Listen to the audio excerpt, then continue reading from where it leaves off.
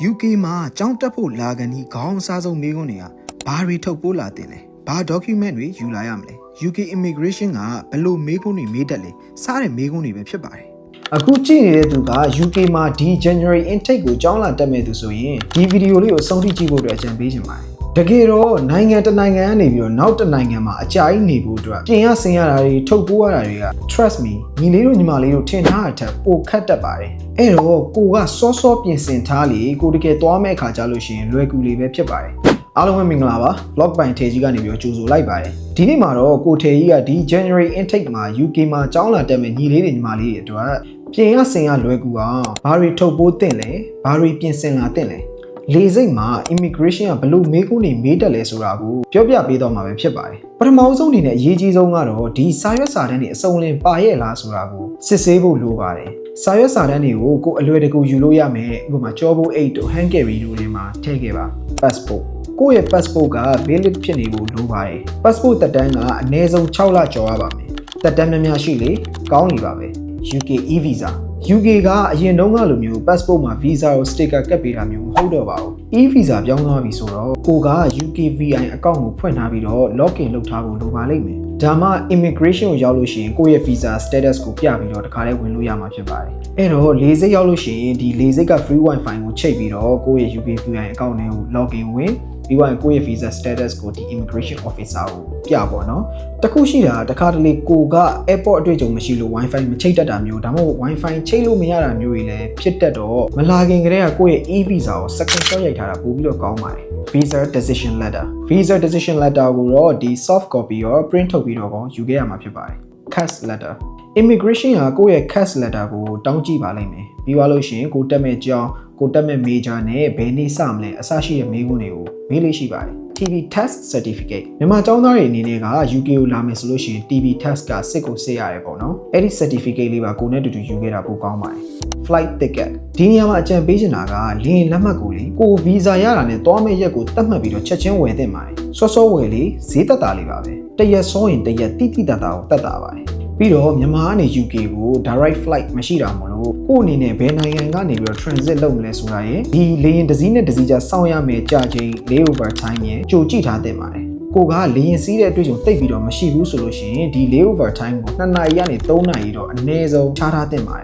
်ဒါပေမဲ့အရန်နာရီကြာကြီးစောင့်ရမယ်ဆိုရင်လည်းပြင်းစရာကောင်းပါတယ် accommodation detail ကို UK မှာနေမဲ့နေရာရဲ့လိပ်စာရယ်ဆက်သွယ်ရမယ်ဖုန်းနံပါတ်ရယ်ကိုကြိုပြင်ဆင်ထားရပါမယ်Okay ဒါဆိုရင်နောက်တစ်ခုအနေနဲ့ UK immigration ကဘယ်လိုမေးခွန်းတွေမေးလိမ့်မိတာရှိလဲ Why are you coming to the UK? Which university will you study at? Where will you stay? အစရှိတဲ့မေးခွန်းတွေမေးတတ်ပါတယ်ဒါကတော့ကျောင်းသားတွေအစိုးရိမ်ဆုံးအပိုင်းပေါ့နော်ကျွန်တော်တို့ကလည်းတော်တော်လေးကိုစိုးရိမ်ခဲ့ပါတယ်ဝင်လို့ရမှရပါမလားပြန်လွှတ်ရင်ဘယ်လိုလုပ်မလဲအစရှိသဖြင့်ပေါ့ဗျာဒါပေမဲ့မစိုးရိမ်ပါနဲ့ UK immigration ကအရန်ရစ်တက်တဲ့ထဲမှာမပါပါဘူးပြီးတော့ပေးမဝင်မဲ့ပြန်လွှတ်တယ်ဆိုတာလည်းသိပ်ပြီးတော့မကြားဘူးဗျတော်တော်များများကတော့သဘောကောင်းလေးရှိပါတယ်ကဲဒါဆိုရင်အထုပ်ပိုးပြင်ဆင်တဲ့အပိုင်းကိုဆက်ပြီးတော့ပြောကြရအောင် hand carry ကနေပြီးတော့စပြီးတော့ပြောပြမယ် hand carry ထဲမှာတော့အဓိကအားဖြင့်ဒီ electronic ပစ္စည်းတွေဖြစ်တဲ့ phone laptop iPad charger 2000 mAh အောက် power bank တွေထည့်လာသင့်ပါတယ်ဒါမျိုး UK adapter လေးလည်းလိုပါလိမ့်မယ်ကျွန်တော်တို့ဒီမြန်မာ plug ပေါက်တွေနဲ့ UK က plug ပေါက်တွေနဲ့ကမတူဘူးဆိုတော့ဒါကတော်တော်လေးကိုအရေးကြီးပါတယ်ပြီးတော့ကိုသုံးဖို့အတွက် cash ထည့်ခဲ့ပေါ့နော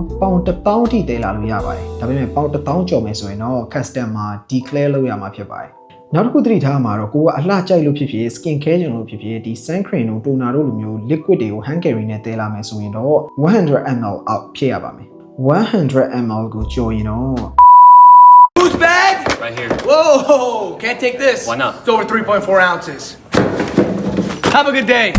အမှန်တမ်းပြောရင်တော့ဒီ liquid တွေက check-in bag တွေကိုထည့်တာအကောင်းဆုံးပါပဲအဲ့တော့လေရင်အောက်ထဲကိုထည့်ပေးလိုက်ရတဲ့ check-in bag ကြောင်းဆက်ပြီးတော့ပြောကြရအောင်ပုံမှန်အဖြစ်တော့ 30kg 40kg လောက်ရတတ်တယ်အနည်းဆုံးတော့ 30kg လောက်မှအဆင်ပြေပါလိမ့်မယ်အထက်နည်းမယ်ဆိုလို့ရှိရင်တော့မလောက်မငတွေဖြစ်တတ်ပါတယ်အကောင်းဆုံးအကြံပေးချင်တာကတော့ကိုက 30kg ရတယ်ဆိုလို့ရှိရင် 15kg စီနှစ်အိတ်ခွဲပြီးတော့တည်ပါတစ်လုံးမှာအဝတ်အစားနဲ့အထွေထွေပစ္စည်းတွေထည့်ပြီးတော့နောက်တစ်လုံးမှာတော့အစားအစာတွေထည့်သင့်ပါတယ်အဝတ်အစားနဲ့ပတ်သက်ပြီးတော့အကြံပေးချင်တာကတော့ဒီ January လဆိုလို့ရှိရင် UK မှာကအရန်ကိုအေးနေပါပြီဒါပေမဲ့အနှွေးတွေ buffer တွေအများကြီးမယူလာပါနဲ့ UK ကိုရောက်ရောက်ချင်းဝတ်ဖို့အတွက်ခက်ကောင်းကောင်းလေး2ထည့်3ထည့်လောက်ပဲယူလာတာပို့ပြီးတော့ကောင်းပါတယ် ဘာဖြစ်လို့လဲဆိုတော့သူတို့က KG အနေနဲ့ဆိုရင်အရန်လေးပြီးတော့တော်ရုံအနှွေးတွေကလည်း UK weather အတွက်ဆိုလို့ရှိရင်တိတ်ပြီးတော့မတိုးပါဘူး UK ကိုရောက်မှာ quality ကောင်းတဲ့ buffer လေးတွေဝယ်ဝတ်တာပို့ပြီးတော့ကောင်းပါလိမ့်မယ်အစားအစာတရားနဲ့ပတ်သက်ပြီးတော့ပြောရရင်တော့အသားစိမ်းတွေဒီစီများတဲ့အစားအစာတွေငပိတို့ဘာလို့လိုမျိုးအနှံပြင်းတဲ့အစားအစာတွေတည်လို့မရဘူးလို့ပြောပါတယ်ဒါပေမဲ့လေတိတိကျကျလုံလုံလေးထုတ်ပိုးခဲ့မယ်ဆိုရင်တော့ဘာမှမဖြစ်တော့ဘူးဗျ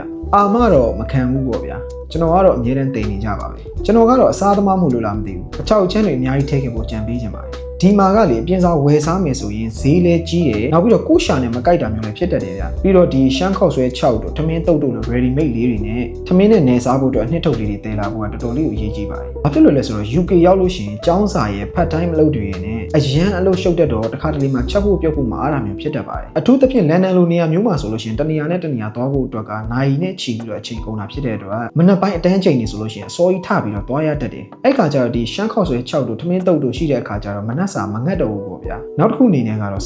ဆေးနဲ့ပတ်သက်ရင်တော့မြန်မာဆေးလေးတွေယူခဲ့ဖို့အကြံပေးခြင်းပါတယ်ကျွန်တော်တို့ဆိုရင်တော့မရှိမဖြစ်ကတော့မဟာဖြည့်ဆေးနဲ့အဘားထားပေါ့ဗျာပြီးတော့ရာသီဥတုကရုတ်တရက်ပြောင်းမှာဆိုတော့အားတွေအများကြီးမွေးလာခဲ့ပါရာသီဥတုပြောင်းလဲမှာချောင်းတွေပါတယ်လဲစိုးတတ်တာမို့လို့ကိုကဒီဒူချောင်းသားတို့ကိုရွက်ပုံတို့လိုဆေးလေးတွေတောက်တတ်တယ်ဆိုလို့ရှိရင်လည်းယူလာခဲ့တင်ပါတယ်တခြား basic ဆေးလေးတွေဖြစ်တဲ့ဒီ vitamin C တို့ paracetamol တို့ကတော့ယူလာစရာမလိုပါဘူးဒီမှာအလွယ်တကူဝယ်လို့ရပါတယ်ဒီကဆေးတွေက quality ကိုကောင်းတယ်ဈေးလည်းလောက်ကြီးမကြီးပါဘူးကိုက skin care သမားဆိုရင်တော့ကိုသုံးနေကြ skin care တွေများများယူလာခဲ့ပေါ့နော် UK မှာကတချို့ skin care product လေးတွေကြတော့ရှားရတာနည်းနည်းလေးခက်တတ်ပါတယ်ကျန်တာကတော့ကိုတကူရီအမြဲတမ်းသုံးနေကြပစ္စည်းလေးတွေထည့်ခဲ့ပေါ့ဗျာအရေးအကြီးဆုံးအချက်ကတော့အိမ်မှာကတည်းကကိုအိတ်ရဲ့အလေးချိန် kg ကိုချိန်သွားပါလုံးဝမကြော်ပါစေနဲ့တကယ်လို့ကြော်ခဲ့ရင်အရန်အလုံးရှုပ်ပြီးတော့ kg ထပ်ဝယ်ရတာလည်းအရန်ဈေးကြီးပါတယ်အခက်မသိရင်လေရင်နောက်ကျတာတွေအထိဖြစ်တတ်ပါတယ်ကဲနောက်ဆုံးအနေနဲ့အရေးကြီးဆုံးအချက်ကတော့လေစိတ်မှာကိုယ့်ကိုဘယ်သူလာကြိုမလဲဆိုတာပါပဲကိုတငယ်ချင်းကလာကြိုမလား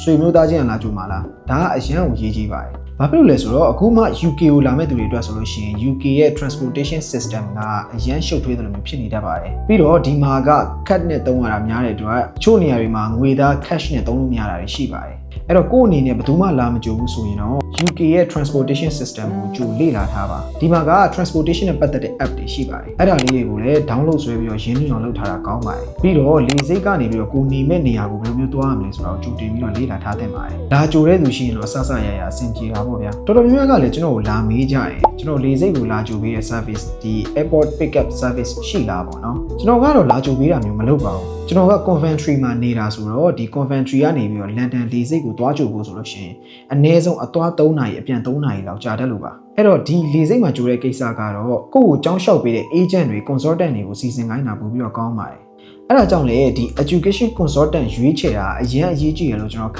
ဏပြောနေရပါကျွန်တော်လာခဲ့တဲ့ agent ကတော့အရင်ကောင်းနေဗျာလေစိတ်မှာလာကြိုတာကိုနေမဲ့နေရာကိုလိုက်ပို့တာနောက်ပြီးလန်ဒန်မှာနေတဲ့သူမျိုးဆိုလို့ရှိရင်ဒီဈေးဝယ်တာမျိုးကစပြီးတော့ပေါ့နော်အဆရ settle ဖြစ်အောင်လို့ကူညီပေးပါတယ်အဲ့တော့ဒီ education consultant agent နဲ့ပတ်သက်ပြီးတော့ကောင်းတာလေး recommendation လိုချင်တယ်ဆိုလို့ရှိရင်တော့ကျွန်တော်စီမှာလာမေးလို့ရပါတယ်ဆိုတော့ဒါကတော့ကျွန်တော်စဉ်းစားမိသမျှအကုန်ပါပဲမလိုအပ်ဖက်နဲ့ကုန်ကျစရိတ်တွေမများအောင်အလုပ်တွေမရှုပ်အောင်အဆရကြိုတင်ပြင်ဆင်ဖို့အတွက်တိုက်တွန်းချင်ပါတယ်ဒီ January intake မှာလာမဲ့သူတွေရောအဆရဆင်းနေဖြစ်ကြပြီလားအခုကြည့်နေတဲ့သူတွေထဲမှာရော UK မှာကျောင်းလာတတ်ဖို့အစီအစဉ်ရှိကြလားဒါမှမဟုတ်အိမ်မက်တွေရှိကြလားရှိတယ်ဆိုလို့ရှိရင် comment မှာ yes လို့ရေးသွားလို့ရပါတယ်လာမဲ့သူတွေချင်းမိတ်ဖွဲ့လို့ရတာပေါ့ဗျာကျွန်တော်ပြောသွားတဲ့အထဲမှာတခုခုလိုအပ်တာဖြစ်ဖြစ်ဒါမှမဟုတ်ကိုကတခုခုမေးချင်တာဖြစ်ဖြစ်ရှိလို့ရှိရင်ကျွန်တော်ရဲ့ comment မှာရေးသွားလို့ရပါတယ်ကျွန်တော်အားရနဲ့ reply ပြန်ပေးပါမယ်ဒီ vlog လေးကနေပြီးတော့တခုခုအကျိုးရှိရဆိုလို့ရှိရင် like share နဲ့ follow လေးတွေလုပ်သွားလို့ရပါတယ် see you in the next video